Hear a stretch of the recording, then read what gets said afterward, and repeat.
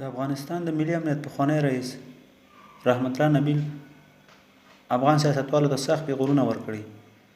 دا چې څه ویلي ویډیو تر پایه وګورئ او پښتو ټي وي چینل سره هم سبسکرایب کړئ تر څو زموږ نوې ویډیو اول تر تاسو ورسیږي.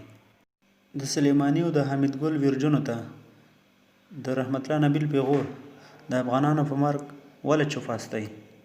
د ملي امنیت پخوانی رئیس رحمت الله نبیل په ایران کې د ایراني ځواکونو لخوا د افغانانو سوځولو په غبرګون کې ویلي دي چې یو شمېر افغان سیاسونو د قاسم سلیماني او د حمید ګل په وژنو وخت تویه کړې وي او تویه هم کړې، خو اوس د افغانانو په وژنه چپه خوله دي.